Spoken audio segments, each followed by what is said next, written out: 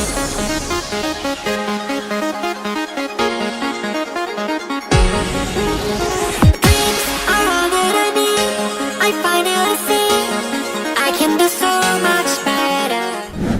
are starting our new podcast. I've got with me my colleague and friend, Reggie Bird. And again, this is Ruhi Ali Khan. For any of you who follow either of us on social media, just a very quick background. As many of you know, I own my own real estate boutique brokerage, Artistry Real Estate, and I have been in the business about almost 30 years. And I am here with my realtor and friend, agent, Reggie Bird. Hi, how's everyone out there in podcast land? This is Reggie, and me and Ruhi, we share a lot of the same values and spiritual ideas. And we just decided to join forces and we have a love for people and a love for making sure that we make a positive mark in the world, right? So that's what we're doing today and making this podcast. And hopefully this will teach a lot and help us. And any ideas about things that you would like us to talk about, definitely when you subscribe, reach out to us on social media. All my handles are at Reggie Bird. I know Ruhi has a great following on social media as well. Yeah. I aspire to be like her when I grow up. You're so funny. No, thanks, Reggie. No, I love that. You're making me blush. But honestly, no, it's a blessing. And I love all of you that follow me on social media. And honestly, I don't even go back and check to see the followers or anything. So I know you're out there. I love hearing your feedback. But honestly, I think that it's so much nicer to be able to have someone to, kind of have that banter with and converse with and kind of discuss what we're seeing both in the real estate world, the business world, and in general in the economic world. And so I'm excited, Reggie, to get started. Yeah, I was about to say, let's just jump in because right now, this stuff that's going on with the National Association of REALTORs it's a change, and it's really making a lot of us as real estate agents in the market, we're somewhat anxious about what's going to happen with everything. So in MIM, there was this headline that says, Redfin leaves NAR and calls on its brokers and agents to follow suit. And just a few things that is showing. Redfin is cutting ties with the National Association of REALTORs. CEO Glenn Kelman and 7 of his fellow executives announced Monday morning in a surprise blog post. The computers. Yeah, it's on the fritz. I love my MacBook Air that starts doing a little weird blank out. But at any rate, what it sounds like is Redfin wants to boycott NAR. And I'm trying to figure out how this is possible because, correct me if I'm wrong, but as us realtors, in order for us to sell houses, we've got to put them on the MLS. And if you're not part of NAR, how can you be part of the MLS? And also, we need to have access to the homes through the super boxes. And you have to be a member of NAR in order to do that because you have NAR, then you have the state, which is CAR, which is California Association of Realtors, and then you have your local MLSs, and all the fees are baked in for all three, right? And once you're part of the MLS, then at that point you have access to put your houses on the MLS, to actually see all the information to help our clients. And then if you want to show a house or you want other realtors to have access to your properties, especially if they're vacant, then there's, the super iBoxes that we use. So how is Redfin going to still do business? What do you think, Ruhi? Well, it's funny because I read the same article, and in fact, I subscribe to Inman as well. I find a lot of their information to be very interesting. And I too thought about that, but being a broker and, having the 30 years of experience, I mentally immediately, and not to be a conspiracy theorist, but kind of jump to the fact that, okay, they're out. Things are changing in our industry very quickly. And I believe that this NAR had some scandalous news about a sexual harassment suit.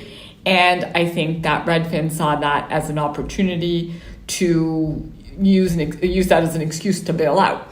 And so I believe that they've decided that they are going to go and do this little smoke screen. And I believe that maybe they're interested in having their own little Redfin platform for everything, right? Create their own ecosystem. 100%. So listen, I hate to say it, but a lot of the MLSs have almost been like this antitrust kind of things where they've got this monopoly, right? I've got to either sign up with, CCAR or Santa Clara or one of these associations to get access to a key box, to the MLS, and I've got to pay all these fees, and with a changing market, that $1,100, $1,200 a year, $1,400 a year, that's pretty hefty if you're not doing any business, right? Right. So Redfin's model has been always very different. And I believe what they're going to do is they're going to say, well, we don't pay commissions, we pay salaries. And so if you want to buy a home that's listed with Redfin, then you are going to be a member or subscribe to Redfin. We're going to have our own MLS. We're going to have our own proprietary lockboxes.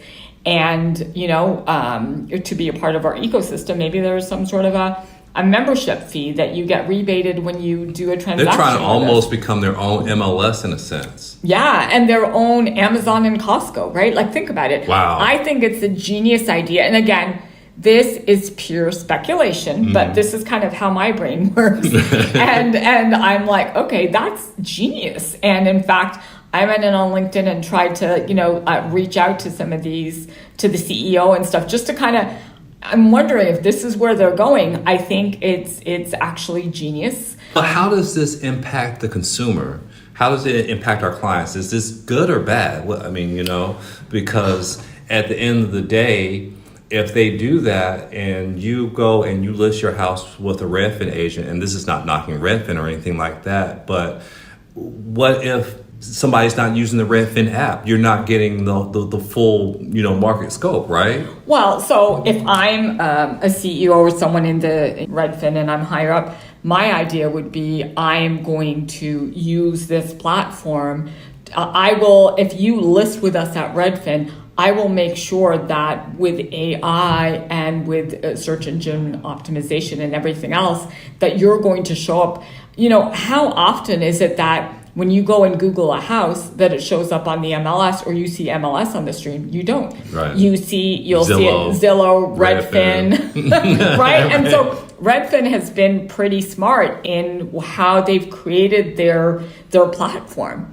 And, if I was a Redfin agent and they actually had a proper commission structure and all of that, and I was, in their ecosystem, for me, especially if I'm a brand new agent, yes, I don't get paid a commission, I get paid a salary, but you could be found, you're recognizable. You've got a lot more Google views than you do someone who is on MLS. And Zillow used to have that power. I feel like Zillow's kind of unfortunately taken a back seat, or fortunately, whatever however you see it. But I think Redfin is very, very smart. And I think as a consumer, to answer your question, as a consumer, I'm on Redfin anyways. I'm on their feed. I mean, you get to see what's coming on the market. And so they've got a very smart strategy as far as not only on Google, but on your iPhone or on your iOS,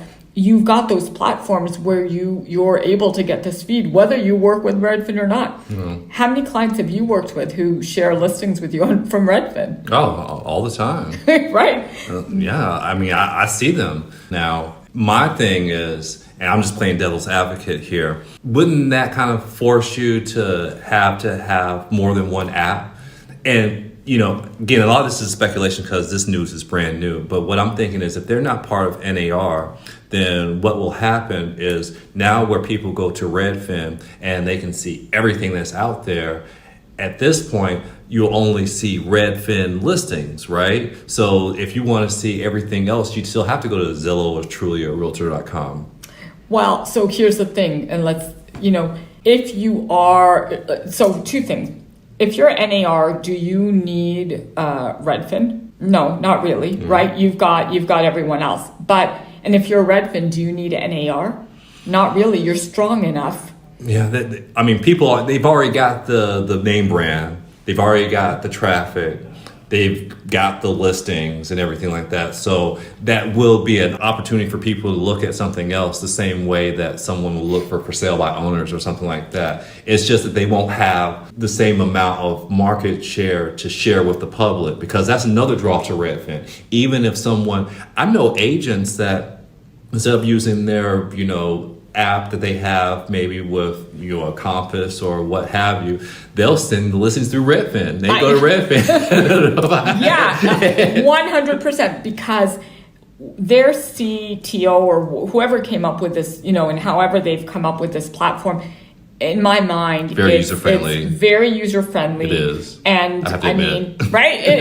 I heart properties in different states that I like because I don't have access to those MLSs, right? Necessarily. So it's very user-friendly and it's very convenient.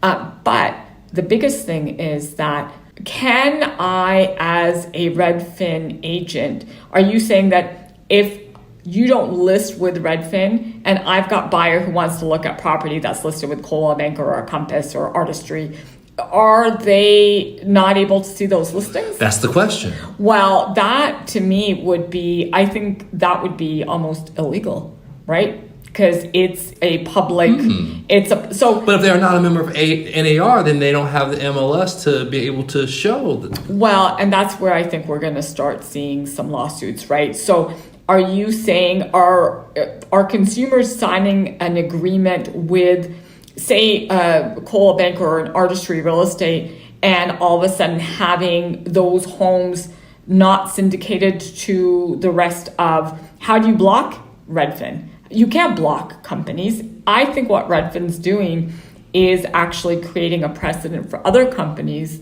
to follow suit, especially if they're strong enough and they've got a strong enough platform to do it. Mm-hmm. But honestly, who else is that strong? Who else has got that kind of platform? Only one is Zillow. But Zillow, they're bleeding muddy, right now.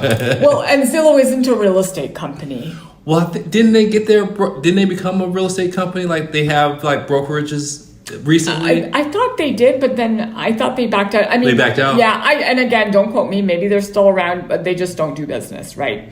And I think they were dipping their toes. Yeah, they were testing the market. And I'll tell you, whenever companies do that, when they start deviating from what they originally started to do, they usually get in a hot mess, and that's what we're seeing. Well, I think that's how Redfin was able to actually come in and get so much market share, because for years, Zillow was the place that consumers could go, and mainly Zillow was trying to sell leads, right? Yeah. And that's a whole other story, right? But when you would go to Zillow, the information was not always timely. It might be days in the past and everything. Where Redfin, it was like, boom, the consumer had access to the MLS. Yeah. No longer were we as the realtors the gatekeepers of the MLS with Redfin. They got the information, other than maybe the confidential remarks, they had everything, right, with Redfin. Yeah, 100%. I think that I wish, in a timely fashion. But I wish I could go back or be a fly in one of the conference rooms at Redfin, because I do believe that this was all planned, and I think that it's the perfect opportunity to exit NAR. It does create a question of, will other brokerages do it, and can NAR hold them to it? Now, a lot of these Redfin agents would no longer be able to call themselves realtors, correct? Correct. So what would they call themselves? Consultants? Or they're not realtors. And wow, that'll even be an issue, right? Well, because realtor is almost like Pop-Tart, it's really a toaster pastry, right? But, everybody calls it a Pop-Tart. But, since it is trademarked. Yeah, and you have to be under National Association of REALTORS to do that. So they are no longer a realtor. They would maybe be real estate consultants or real estate agent. Agents, yeah. Real estate salesperson, that's what it says on our license, right? Yeah. But that's going to be interesting, because they're going to have to go and change all their branding and stuff. But I guess, when you're a multi-billion-dollar organization, you can do that. But, it really makes me think about the future of the industry. What do you think? With that and the lawsuits that NAR's face and other organizations are dealing with, what do you think? Where do you think the future of real estate is? Or the real estate agent, I should say. Yeah, that's the segue, right? Yeah. And that's what I was going to get into. It seems like big business wants to cut us out. And who's going to lose in the interim is the consumer. That's who I feel is going to lose, because who's going to be that advocate for you? I go on a lot of these platforms, and you'll see the comments, especially on YouTube, because everybody, because they're anonymous people, are very candid on YouTube, and you hear so many people say, yeah, you're making all these thousands of dollars for just writing a contract. And guys, let me tell you. Yeah, I wish it was just writing a contract. We could share stories. We end up becoming your therapist. We end up becoming, all sorts of things, which frankly I love. But, in real estate, we all have stories, and I'm sure we could all write volumes of books. For sure. But I often, before this whole thing came up with Redfin, and obviously we don't want to think about where the future of the industry is going to go, especially if you've been in the industry as long as we have. But in my mind, I do believe that there is going to be a change. And I was thinking about AI. I'm like, is AI going to be taking over real estate? And AI obviously doesn't have the soft skills that we do, where we can essentially see our clients' reactions, both emotionally and physically, when they see a property, right? Their body language, Well, we saw what happened with Zillow. They were trying to use his estimates to do all the, iBuying, and you see what disaster that was. Yeah, it was a total disaster. And frankly speaking, the Zestimates are an algorithm. They can't walk through houses and look at upgrades and look at what's been done in the house. Where is it located? Is it, on backing onto a freeway, or so that is very short-sighted, right? With the Zestimates, with the AI. But AI can maybe possibly put together a contract, but you can't sue AI, right? And so and AI doesn't have E&O, which is errors and omissions insurance. So I came to the conclusion that no, AI is not going to take over real estate. But I do see that there are a lot of large corporations out there who would love to take over the jobs of realtors or real estate agents and get a piece of the pie. So and make our job less of a consultant and more of an order taker, Yeah, but honestly, the reason I started Artistry Real Estate was because I was with a lot of these big companies like Compass and Intero, and yes, the companies were wonderful and they were great to their agents, and they were great. But what did they do for the consumer? Right. They didn't really do much. They had beautiful presentations and things, and flyers, but honestly, I wanted to create a portfolio boutique firm where I could cater, and we could cater to each of our individual clients and their specific needs. And no big corporation is going to do that. And I'm that person who I'm going to pay for customer service. I will pay for someone who's going to spend the time to explain things to me and fight to get every dollar they can for my properties, or for my, if I'm trying to buy something, they're going to look for those things and say, Ruhi, I don't think that house has got everything you need. Here, I did some due diligence for you. AI is not going to do that for you, and a big corporation is not going to do that for you. Well, sometimes it's good to innovate and to change, but I think in a lot of ways, if something is not broke, don't try to fix it. Now, I think there's a lot of lawyers that are involved in a lot of what's going on right now too, and between, like you mentioned, the lawsuits and the about buyer broker commission and the sexual allegations or what have you. Redfin is wanting to create their own ecosystem, and that's what it kind of boils down to.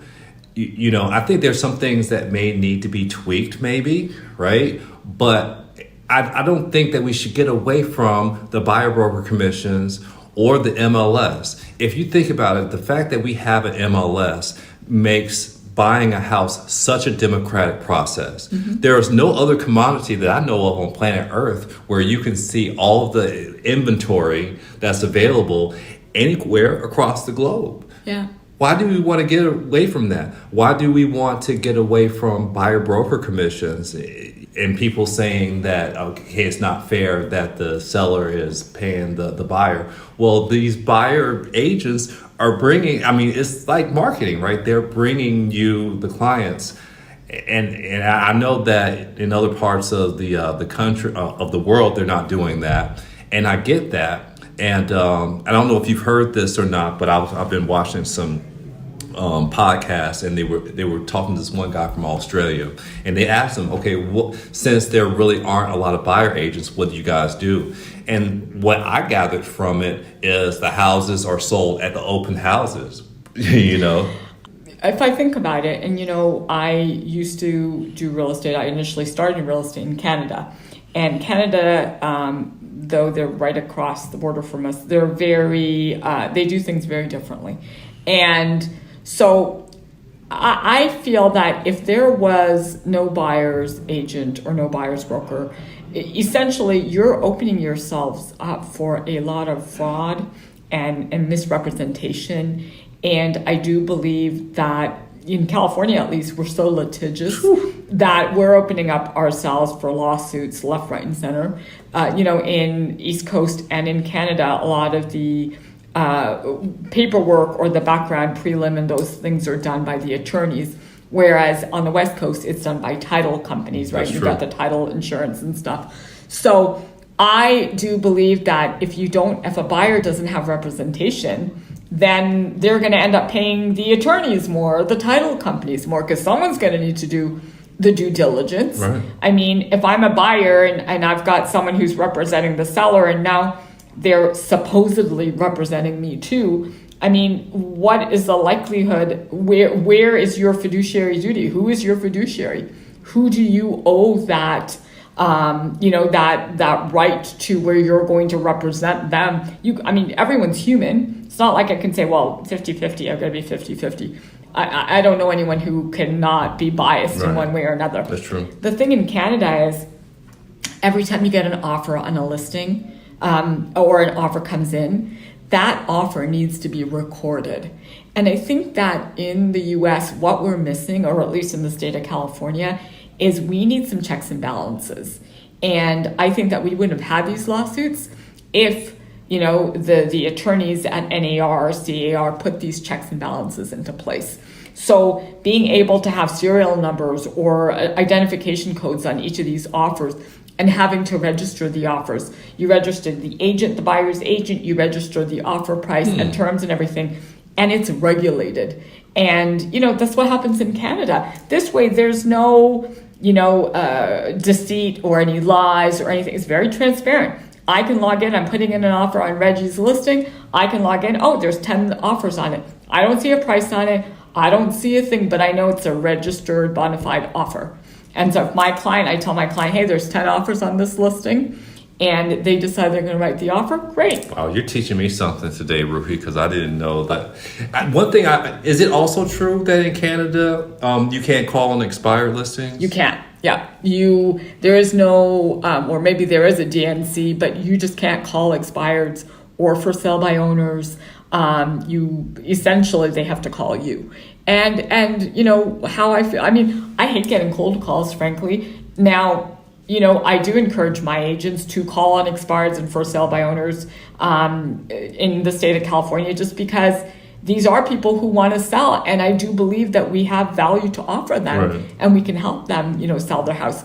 But yeah, in Canada, you can't. It's against the law. But what you brought up about the transparency with the offers, that I guess that could be a good and a bad thing, right? Because it takes a little bit of your negotiating power away when you're trying to, get the highest and best top dollar for your seller. Yeah, no, 100%. And honestly, here's the deal, right? Here, we have disclosures, right? And I use disclosures.io, which I love. And so people register or people start downloading offers. And so I will tell someone very honestly on my listings, hey, I've got 25 disclosure packages downloaded. I don't have 25 offers. I don't know how many offers I'm going to get. But I always say, if I'm to guess, I'm going to say like maybe 2 to 3 based on 25. Like if I say a 10%, but unless I have a physical offer in my hand and my seller is okay for me to disclose, I won't tell them. I'll tell them, I don't want to mislead you, but I can tell you how many disclosure packages I have, and I'm going to guess this. No one wants their client to pay more than they have to.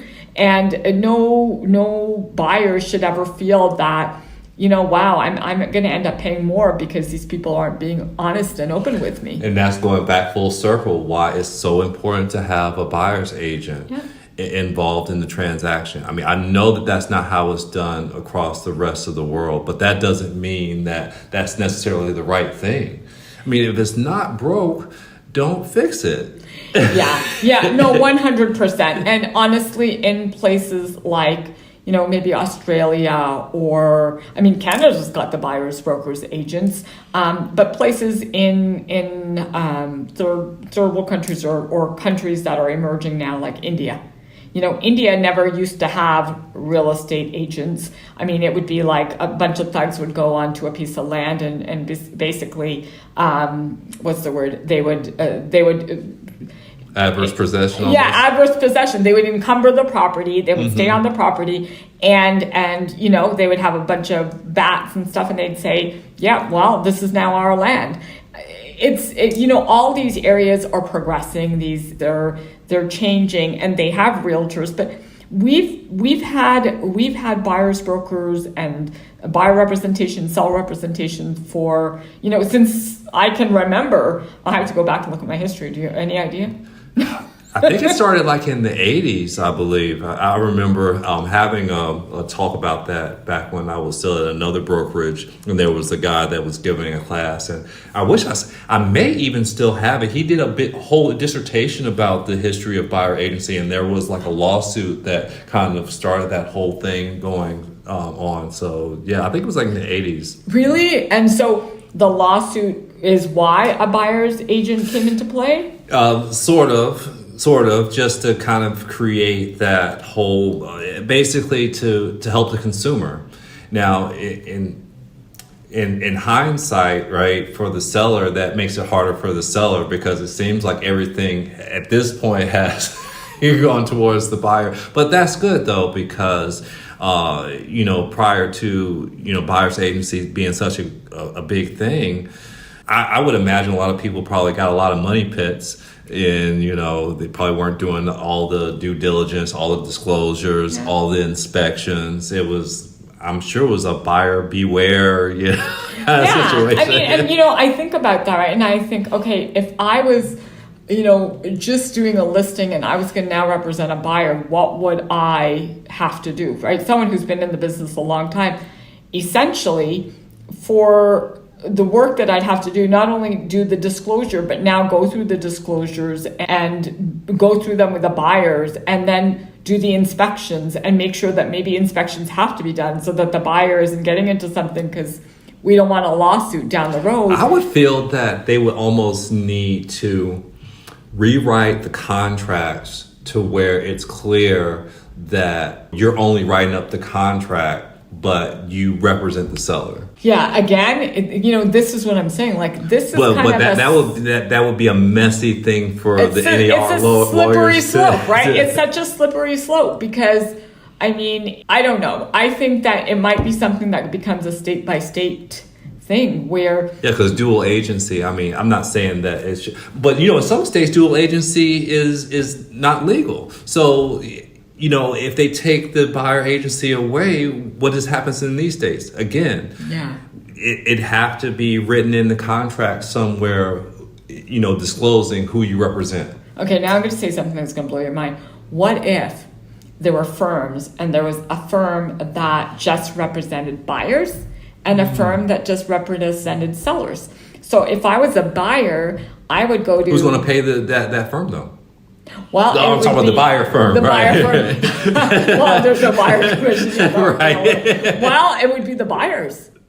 It would be the buyers. If I was a buyer, I would go to your firm and I'd say, hey, I'm looking to buy a condominium in Soho. And now I'm going to New York because that's where I want. I'm going to buy a condominium and I am looking for X, Y, and Z. And would you represent me?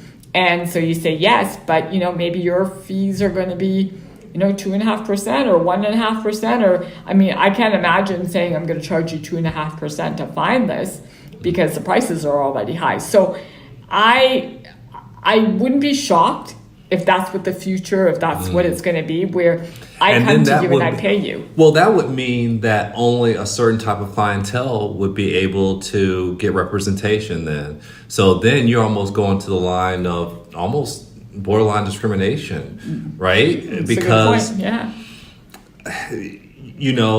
If you're someone that's an FHA buyer and you're getting down payment assistance, you're not even going to have that money to hardly pay your closing costs, let alone if you're FHA, you might be required by FHA to have a buyer's representation. And then you need to work that into your, who's going to finance it? Who's going to finance that? Because to my knowledge, like the lenders can't finance the commission, right? No, with RESPA they can't. But things are going to have to change, right? There's a lot of webs this is a rabbit hole. It is. You keep on going in, but if you have a buyer's brokerage firm, maybe it's something like that Redfin model. We're going full circle where it's a flat fee. You represent me, and these are the things that you provide. Now, to your point, is that fair?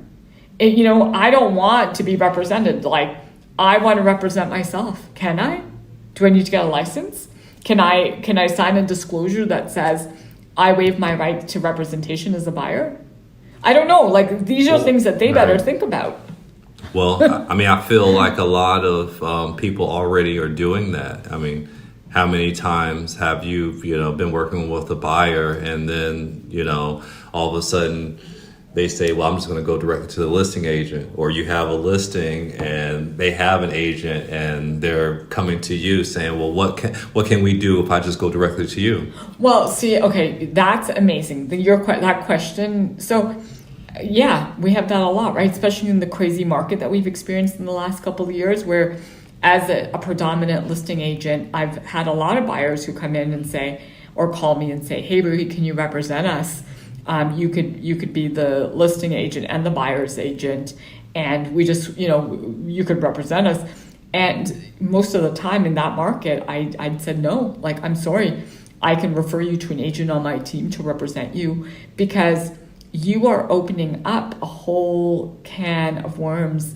Because obviously you want to be able to give fiduciary duty to both, but it's very, very difficult because you've established that relationship with your seller already, right? And if I establish my relationship with Mr. Seller, and Mr. Seller is giving me all these things as far as disclosures and all these things, and now I know that I'm going to get 20 offers, I can't tell Mr. Buyer or the buyer that, hey, I'm getting 20 offers and this is what I'm getting. And then all of a sudden, now I'm crossing the line. It's not fair to the rest of the people, right? And you're only human. You can only do so much. You have one slip up and then you kind of disclose too much information. So I think that is where, we are with E&O and representation. I think we are going to be in a lot of trouble if we let buyers agents be done with. I think that we do need representation. Maybe the more we talk about it, more I'm thinking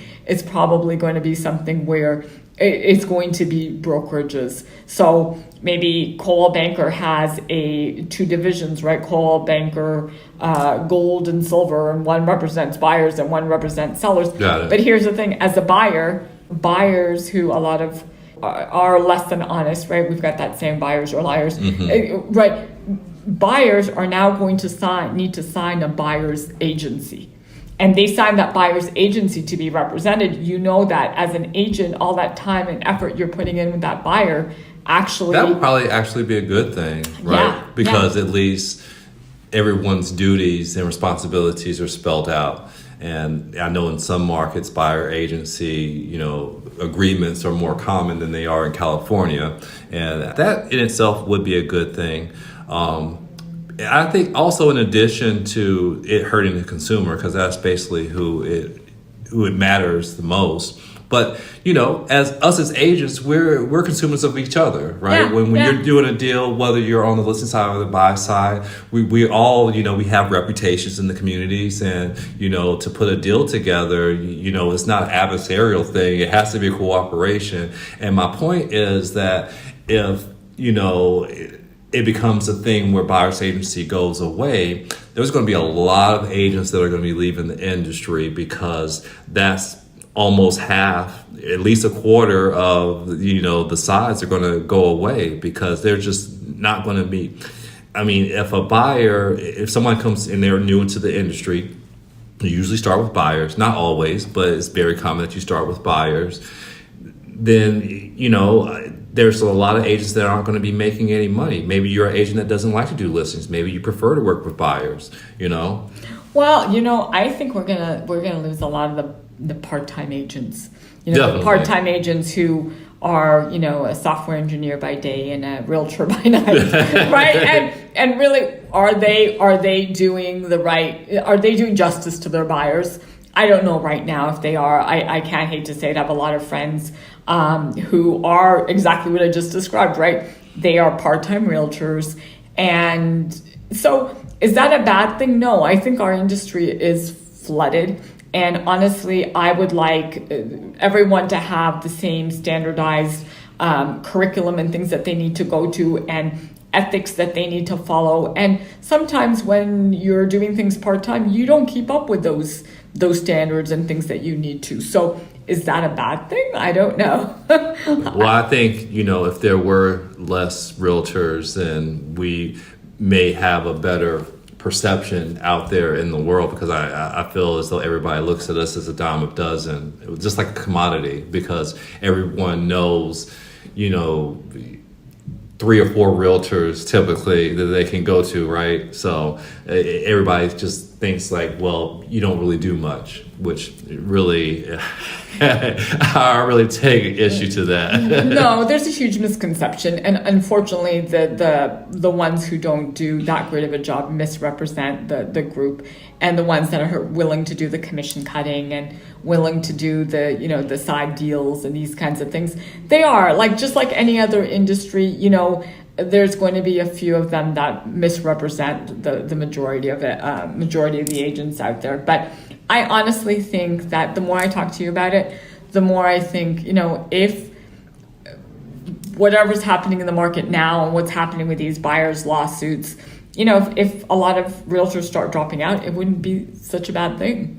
Yeah. Well, and then another thing too is that the Redfins of the world, going back to what you were saying with the brokers, maybe that's what Redfin will start doing, and creating their own ecosystem, and maybe even become like a rival to the MLS. Oh, I totally see that happening. And since, their model is salary based, that won't even really be an issue. Mm-hmm. It won't be, because, and think about it, right? What we're talking about right now, if they just had a buy side division and a sales side division, and there's not commissions, it's just a flat fee, and it's built into the overall contract, how easy is that? But then you think of the other giants. See, this is the thing. That's how the buyers will get their representation, the people to come and show them the properties. They'll go to the Redfin properties, and they're on salary anyway. Yeah.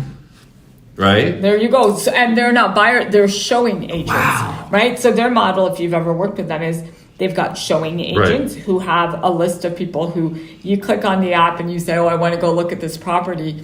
And as a showing agent, I get paid so many dollars an hour. I go and show you the property, right? I'm essentially opening the door for you. Mm-hmm. You're going to go in, you're going to have a look at the house, and and then if you want to write an offer, then you reach out to the agent who's going to actually write the offer for you. Yeah. So there's no real relationship. And for me, my relationship with my clients is everything. I've gone to my clients' weddings or their kids' weddings. I've gone to like their baby showers and their, so that relationship thing is, when you deal with a Redfin agent, or my understanding of it, you don't necessarily have those relationships, right?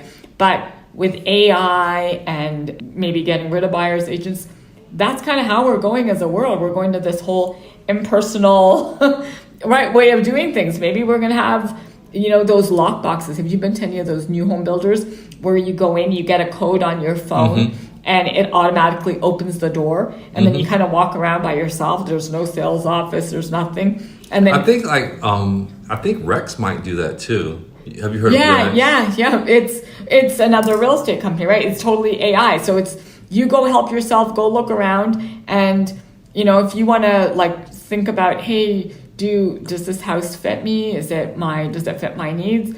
What do you think of the location? I mean, I guess you could have a conversation with yourself, but without realtors, I mean, the value that we provide is normally we'll go into a neighborhood and we'll talk about the neighborhood and what we see in the neighborhood, and what we know, what sold in the neighborhood and what that house looked like, and knowing that family, getting to know them. Hey, you know what? This might not be the best idea for you because it's got a creek on the back. And I know little Johnny likes to explore, and so this might not be the right thing for you. If that buyer doesn't do their own due diligence, they don't know there's a creek in the back. And, there's all sorts of things. Or this is now a flood zone. So there's a lot of different parameters that I think, if you lose a buyer's agent, you have just companies that don't have proper buyer's agents or just showing agents and these kinds of things. I think we're already, as an industry, sliding that way. And knowing that Redfin left NAR, or they could leave NAR, I didn't even know that was possible. Did you? I didn't think it was possible either. Going back to the two reasons why I thought that it was impossible for any real estate agent or realtor to leave. Well, I guess you won't, if you leave, you're not a realtor anymore, but that's no. Yeah, well, you can't call yourself a realtor, you're a real estate agent. Yeah, because you need MLS, you need access to the lock boxes. If you don't have those, but Redfin, again, because they have such a large infrastructure, they have so much inventory, they have their branding has everybody has the app on their phone. Yeah. You either have Zillow or you got Redfin or both, right? So they can realistically do it. I mean, it might cut into some of their profit, but maybe it'll be, profitable for them in the end, and we'll see. So now another question, which I should probably know the answer to, but I don't, is if I leave NAR, can I leave CAR too? But CAR is who licenses me, right? It's the DRE, right? Well, but the DRE is a member of CAR. Or so are you saying that I could get rid of CAR and NAR? So as long as you've got your license with the DRE, that's really all you need. You just lose MLS access and access to the lot boxes once you leave the ecosystem of your local board, CR or NAR. So here's what I want. And if you're just a lone wolf, you'll be handicapped. But a behemoth like Redfin might can pull it off. Okay, but so I'm an individual broker, right? We own Artistry Real Estate. Now, if we decide we're going to leave NAR and CAR, and okay, I'm a little bit nervous, and we're going to leave Bay East or Contra Costa Association of Realtors. I mean, okay, I don't have to pay fees then, and my agents could leave too, and they don't have to pay fees. Of course. So then, okay, and I just have my license. But I still need these other tools, right? I still need like MLS access and all this. So can I just call the MLS and say like, hey, I always understood to be a part of the MLS, I needed to belong to a board. Yeah. Right? What I'd like to do is, I know it's our first episode together and I love it. It's really got my juices flowing in my brain. And me too. So let's schedule, maybe try to make a call with NAR or CAR and try to get them on the phone and ask them. Like, that sounds good. Right? Because Yeah. I think our listeners would love to know that. And I would like to know. it's something to share. And if you have questions and you're, someone who's listening to us, DM us and reach out to us, and we'd love to answer these questions before we reach out to NAR, and we'll keep you posted. I mean, it's quite interesting. And yeah, this has been a great conversation. This is an interesting first episode. I felt a little kind of nervous at the beginning, like, how's this going to go? And then we just kept on going. I don't know how long it's been, but 46 minutes. Okay, it's long. And I have I have a hard time listening and paying attention to things for very long, like that whole ADHD or the ADD, I don't know what to call it. But we would love your feedback, love to hear your questions, and we will get more information to you from NAR and CAR and keep you posted. all right, sounds good. Yeah, I can't wait. Yeah, thanks, Reggie. That was awesome. Yeah, for sure.